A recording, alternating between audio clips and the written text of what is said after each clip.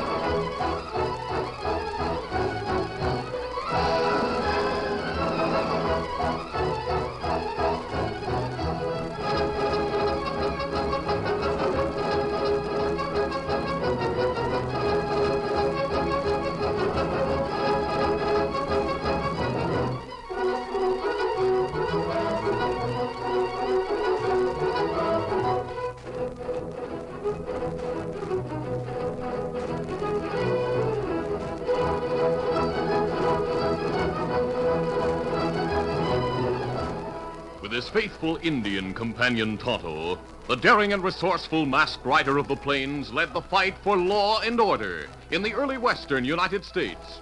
Nowhere in the pages of history can one find a greater champion of justice. Return with us now to those thrilling days of yesteryear.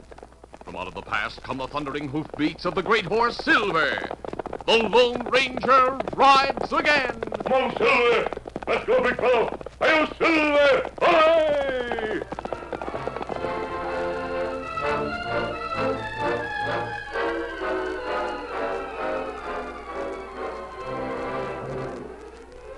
Jed Crowell, owner of the Circle C Ranch, was upset as he sat at noonday dinner with his wife, Kate, and his foreman, Les. I'm telling you, Kate, something has to be done about that boy of ours. Mm-hmm. I sent him into town at 8 o'clock this morning for a couple of horseshoes. He isn't back yet. He's 19 years old now. It's time he became a little more dependable. Oh, now, Jed, don't get so upset. Why, I'm sure Frank will be back soon. Most likely stopped in at the cafe again. That cafe owner, Lou Barry, encourages Frank to go in there. What's more, he lets him run into debt. Lou Barry's a no-good coyote, if you ask my opinion. That's right, he is. I'm convinced he and those gunslingers of his are responsible for the holdups and rustling that's been going on around here. Of course, I have no proof. Then you better not talk like that around town, Jed. Why, it might lead to trouble. Trouble? I'm not afraid of Lou Barry. Les, you take the hands out and round up strays this afternoon. Sure. I'm going into town and find Frank. Oh, Jed, now why cause trouble? Just wait a while and Frank will be coming I've along. waited long enough. I'll have the satisfaction of telling off that hombre Barry, too, while I'm about it. You better go easy, boss. Lou Barry's a mean hombre when he's riled. Yeah, I can be just as mean as he is, Les. I'll see you later. So long.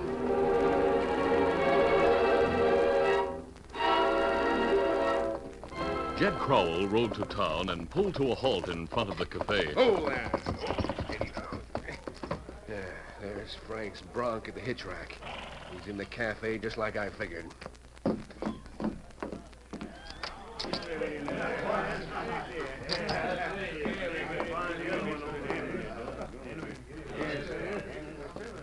Afternoon, Mr. Crow. Looking for someone? Barry, you know mighty well I'm here to fetch my boy Frank back to the ranch where he belongs. Where is he? All right, now, take it easy. Frank's in the other room having a friendly game of cards. No harm in that, is there? I might have known that irresponsible young maverick would let you talk him into mixing with a lot of no-good gamblers. By Jiminy, he'll not be here long. Now, careful, Mr. Crow. I don't want any trouble in here. You'll have plenty of trouble if you don't stop encouraging my son to waste his time and money in this place. Oh, there he is. Frank, what are you doing here? Hi, Dad. I I just stopped in a minute and sort of got interested in a little game. And your game is finished right now, understand? Well, Dad, I'm in the hole right now. How can you keep playing if you've lost what cash you have? All right, now don't get excited, Mr. Crow. Frank knows his credit is good here. Well, I'll not be responsible for his debts. And I'll not stand by and see you drag him further into debt. Now, come on, Frank. You're going home right now. Come on, I said. Well, all right. Reckon I have to go now, fellas. It's about time your father let you grow up, Frank. You keep out of this, Barry. In my opinion, you're a low-down coyote. And I have my ideas about you and those gunslingers of yours, too. Take it easy, Dad. No use starting trouble. Yeah, that's good advice, Mr. Crow. You're in my place. And I don't have to take a lot of insults from you or anybody else. Oh, meaning that I'm liable to find a bullet in my back sometime. Is that it, Barry? Well, if that ever happens, the law will know just who to hang. Now get moving out to your Bronx, son. And keep out of this place from now on, or there'll be plenty of trouble for everyone concerned. Let's go.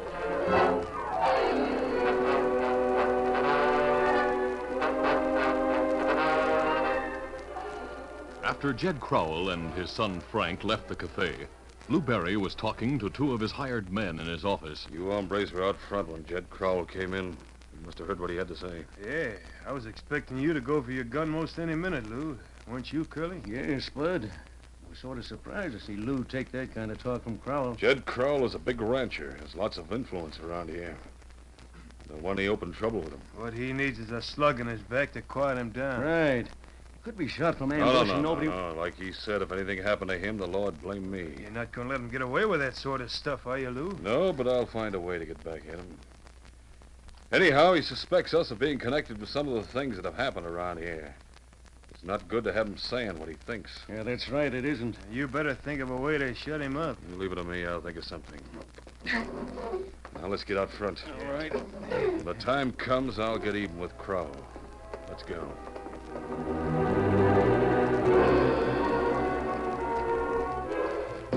A few days later, a stranger entered the cafe and approached the barkeep. Morning, barkeep. Morning, mister. Something for you? Sure. Give me a drink of the best you have. Right.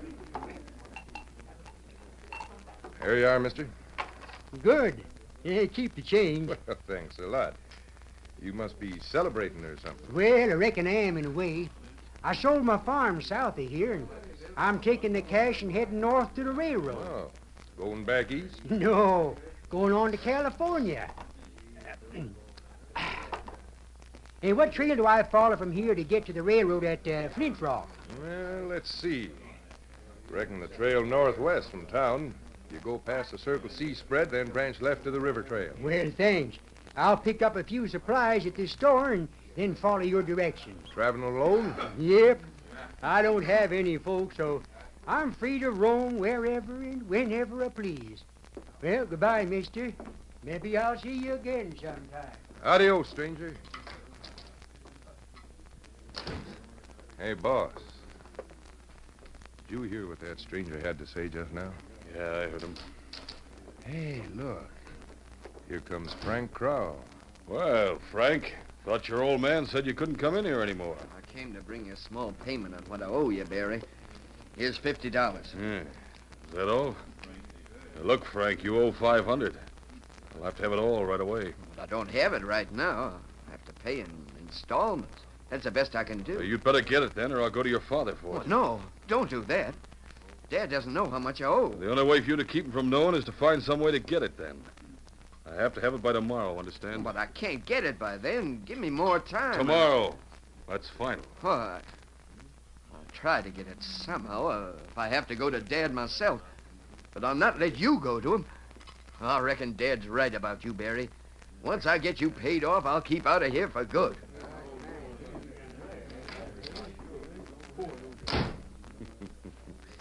Send Spud and Curly into my office, Joe. I got something for them to do. A few minutes later, Lou Barry was giving instructions to Spud and Curly in his office. The stranger with all the cash went to the store, and then he's heading out the trail that goes past the Circle C spread. Figure Frank Crowell isn't going to be very far behind him. Yeah, go on. You and Curly take a shortcut. Ambush the stranger and grab his cash. Then hide until young Crowell comes along and finds the body. Grab Frank, fire a bullet from his gun. Then bring him and the body into the sheriff. I'll get even with Jed Crowell when his son is charged with murder. Jed Crowell, who had been helped in the past by the Lone Ranger and Tonto, had written a letter to the Padre stating his suspicions and asking their help to get proof against Barry and his gunslingers. The masked man and Indian headed along the trail in the hills not far from the Circle C Ranch. Tonto, according to Jed Crowell's letter to the Padre, he thinks Lou Barry, the cafe owner in Brookville, is really leader of the crooks responsible for the holdups and rustling in this territory. It's not easy to get proof. The sheriff here hasn't been able to get a line on the crooks. So far, Jed hasn't told what he suspects. We let Crowell know we come here? We'll make camp, Tonto. Then after dark, we'll go to the Crowell place to talk to Jed. Ah. I have the letter Jed sent to the Padre. It will serve as an introduction to the sheriff if we need to get in touch with him. All right, let's turn off and ride to that grove yonder. We'll pitch camp there. Come on. Come, come.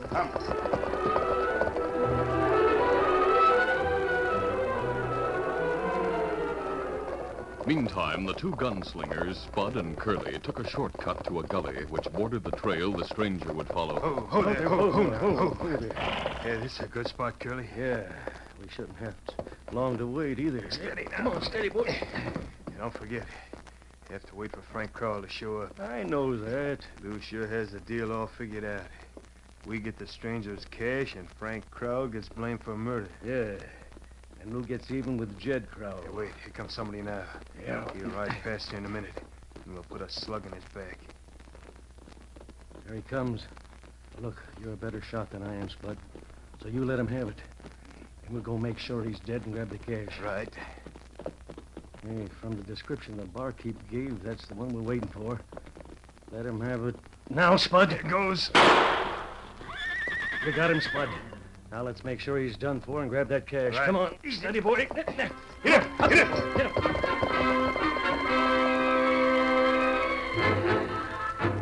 After making certain the stranger was dead and taking a pouch from his saddlebag containing the cash, the two crooks again waited in hiding until they heard hoofbeats coming from the direction of town.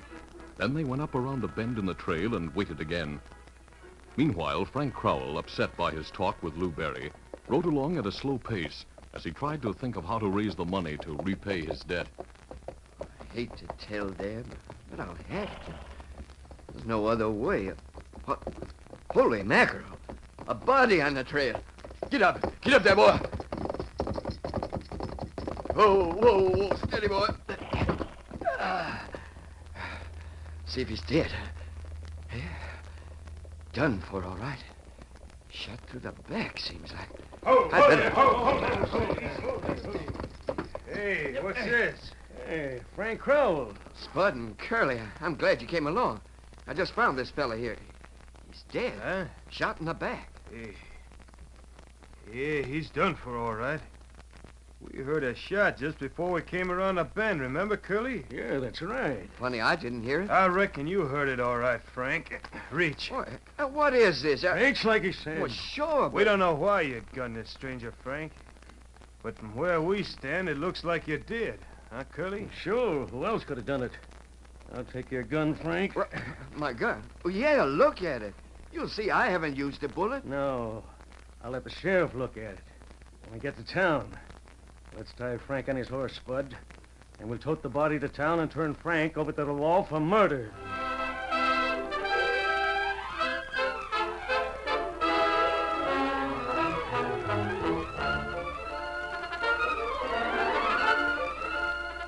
The curtain falls on the first act of our Lone Ranger adventure. Before the next exciting scenes, please permit us to pause for just a few moments.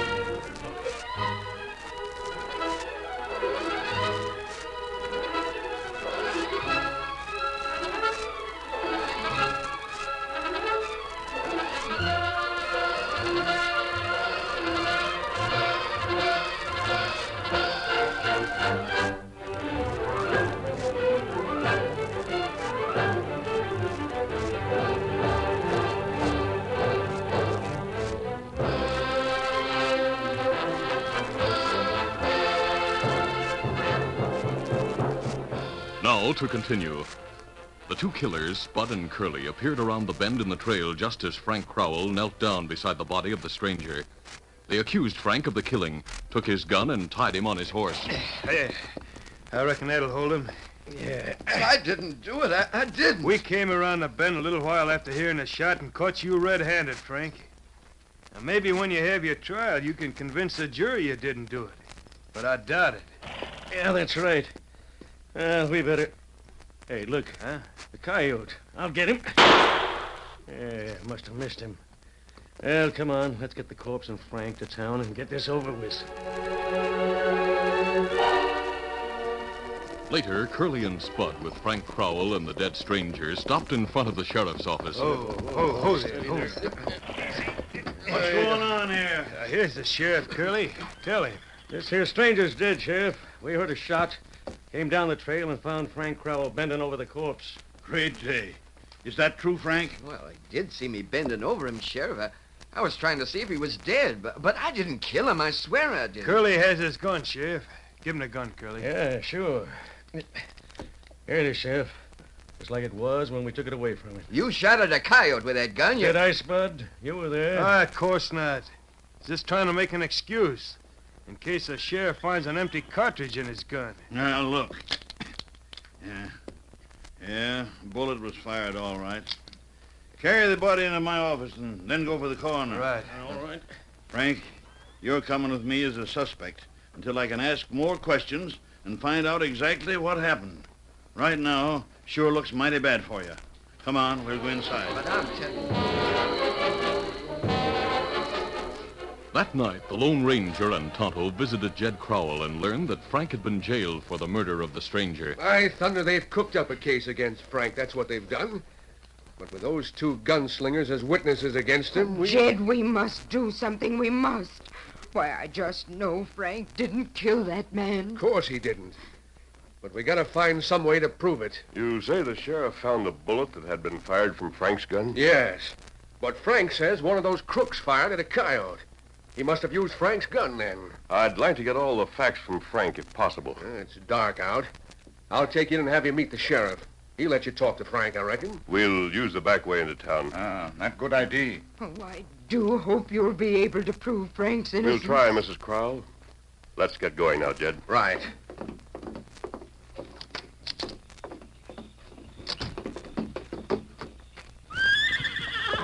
Easy, steady, big fella. Easy, fella. Come on, Silver! Get up there. A short time later, Jed entered the sheriff's office at the jailhouse. Howdy, Jed. Reckon you came back to see Frank, huh? That's right, but I'm not alone, Sheriff. Got a couple of hombres I want you to meet. They're waiting at the back door. At the back door. Listen, Jed. I know how you feel about Frank and all, and I have the feeling that he's telling the truth. But I'm doing my duty, and if you figure on pulling some... Oh, don't be a fool, Sheriff. I'd be a dim-witted mule to try to help Frank break jail. It'd make everybody believe he really did commit that killing. Yeah, that's right. Who is it waiting at the back door? Why couldn't... Come on, you'll soon know all about it.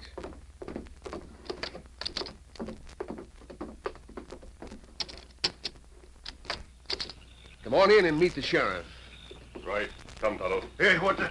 A masked hombre. Reach, mister. The Indian, too. Jed must be crazy. Take it easy, will you, and put away your gun. This masked man and Indian ride for the law. For the law? Haven't you ever heard of the Lone Ranger? The Lone Ranger? Great day. Do you mean to tell me That's that... right, Sheriff. This is my friend, Tonto. Well, what do you know? I'm glad to see you both. But how did Jed This letter brought us here. Oh. Yeah. Oh, so that's it. By Jiminy, Jed, that was smart of you to send for the masked man. We sure can use his help. Thanks. May we talk to Frank Crowell a few minutes? Sure. Come on, I'll take you to his cell. A few minutes later, after introductions had been made, Frank told the details of what had happened, as the Lone Ranger and Tonto listened intently. Finally, the masked man asked, Where did the killing take place, Frank? On the northwest trail, about 3 miles out. There's a bend in the trail and a gully over to the left. I see. Sheriff, what motive is given for the killing? It seems the stranger was talking in the cafe about having a lot of cash with him. Probably in the money pouch in his saddlebag. Oh, what about the money? We can't find it. The two fellows who brought Frank in say he had just enough time to sling it into the brush when he heard 'em coming. What pouch? My men went out and searched, but couldn't find anything. I see. Did your men search the gully for hoof marks? We had a short rainstorm after the killing happened. Any marks would have been washed out. Yes, that's true. Otto, we'll go out to the place where it happened and look around anyway. The moon has come up brightly now. Uh-huh. Jed, we'll see you and the sheriff later. Let's go, Toto. A short time later, the Lone Ranger and Tonto drew rein in the bright moonlight at the place where the stranger had been ambushed. Who's over? Who's Easy, down? steady, Who's big fella, eh? fella. This is about where it happened, according to what Frank Crowell said. Ah. That gully to the left would be the logical place from which anyone waiting in ambush would have shot at the men. That's right. In spite of the rainfall, we still might be able to... A shot from the gully. Someone get hit. Look, two men right away past. Use cover. No, wait. Let them go. We'll follow their trail. You think maybe them killed stranger? It's possible. Someone must have seen us leave the jail and become suspicious. All right, let's get going. Come on, Silver. Come up, Scout. Later, after trailing the two men who had ridden from the gully, the Lone Ranger and Tonto went through the back way to the sheriff's office to report to Jed and the sheriff. The hoof marks of the two who shot at us led to the back door of the cafe. That means they went there maybe to report to someone. Yeah, probably to Barry. We ought to go bust right into Barry's office and... No, Jed. That wouldn't do any good. They've built a case against Frank, and for us to go in and accuse anyone without proof would be foolish. Yeah, that's right. Frank's trial is set for tomorrow, huh? I hate to see him... You believe Frank is really innocent, don't you, Sheriff? Reckon I do, mister. But with things against him like they are... If you're willing to help, I thought of a plan that may bring to light the ones who did kill the stranger. By Jiminy, mister, if you could do that, I'm ready to help in any way you say, mister. All right. Then listen closely. This is the plan I have in mind, Sheriff, and you're the one to put it over.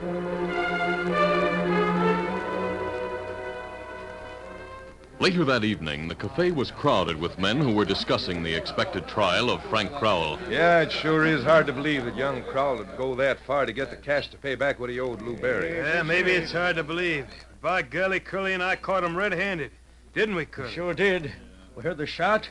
Then when we got around the bend in the trail, there he was leaning over the body. Hey, Spud, what are you limping about? Curly accidentally creased my leg with a bullet. It's nothing. Young Crowell's sure on the spot. Frank hasn't a chance of getting off. It's a clear case against him. If we had enough spunk, we'd go to the jail and get him, and take him out of ways and shoot him. We'd save having a trial. You're right, Spud. Hey, what's all the excitement in here? Spud was saying the crowd ought to give Frank Crowell quick justice. Yeah, I think Spud's right, too. We know Frank killed that stranger. Sure he did. All right, now hold on, all of you. Spud, keep your mouth shut, understand?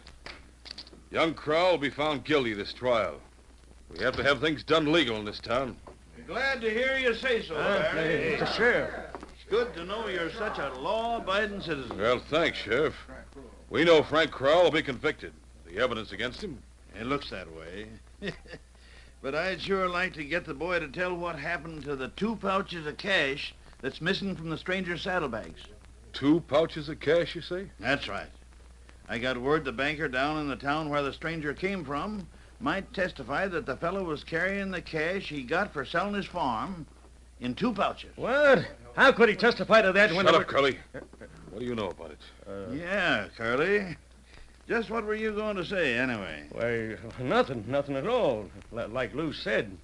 What would I know about it? Oh, I see. Hey, Joe, treats around the house for everybody. Step up, fellas. Down the house. All right, come on, get on. Curly, I want to see you and Spud in my office right away. Come on. All right, you 2 dirty double-crossers. Where's the other pouch of cash? Honest, Lou, there was only one. We searched the stranger and his saddlebags, too. That's right, Lou. There was only one pouch, the one we brought to you. Don't stand there and lie to me. You heard what the sheriff said. Where's that other pouch? Speak up quick. There wasn't any other pouch, Barry. Look, in the back door. A masked man with guns. Well, I'll be... Sneak in on us, will you? I'll shoot you. Oh, my arm! Don't move, you 2. I'll pick up Barry's gun. Though the masked man kept an eye on Spud and Curly as he holstered one of his own guns and picked up Barry's, Spud decided to take a chance and made a fast draw. He knows too much. I'll get him. Don't shoot. Oh, I'm hit. The Indian at the window. Oh. We were listening outside the door, Barry. Heard you talking to these 2 a minute ago. You haven't anything on us? Keep them covered, Sheriff. I'll search the desk. Who's that masked man there? Yes, here it is in the bottom drawer. brown money pouch with the initials DW on the side. That's mine. Someone left it here at the cafe and never came back for the empty pouch. I use it. Don't lie, Barry. I telegraphed the banker in the stranger's hometown. He wired back, told about the initials, and said there was 4,000 in large bills. I even have the serial numbers. Hear that? Yep, this is the stranger's stolen cash, all right. Barry, I'm taking you in for murder. No. Hear that? I had nothing to do with it. Truth is that Spud and Curly brought me that pouch to keep for them. They said they made a deal of some kind. Why, you lying coyote. You planned the whole thing. You sent us to ambush the stranger, and you want a young Prowl to get the blame so you get even with his old man. That's right. You told us to wait for Frank and find an excuse to fire a bullet from his gun. Yeah, and when you heard about the masked man leaving town, you guessed he might be up to something. So you sent us to trail him and try to gun him and the Injun. You said you knew who they were. By thunder, I ought to wring their dirty necks. Forget it, Jed. These men will be held for murder. I don't blame us. Look, we'll tell all we know about Barry, how he planned the holdups, all that's been going on around here. We've heard enough. Take them away, man. See that their wounds are fixed up before you toss them into jail. Jed, we'll go get Frank out of jail now. He'll sure be happy about all this. Yep. If it hadn't been for that masked man... Say, where is he? And the Indian? Well, he must have just sort of eased out with the others, Jed. He's sure a fine friend to have, seems like. He sure is, Sheriff. By Jiminy, it's just like him and Tonto to ease out so as not to have to be embarrassed by a lot of thanks and all. Yeah, I've heard a lot about them both and how they don't want thanks or reward for anything they do. I'm mighty proud, Jed, that I met him at last. Means a lot out here in the West to be able to say you know and have as a friend a real rootin' American, like the Lone Ranger.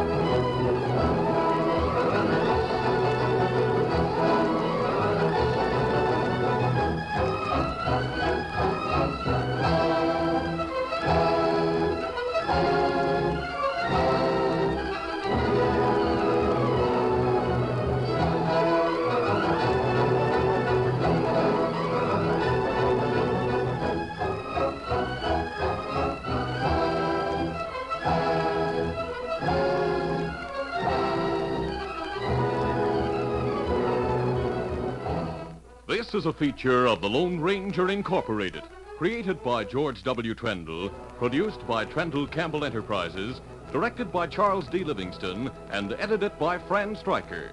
The part of the Lone Ranger is played by Brace Beamer.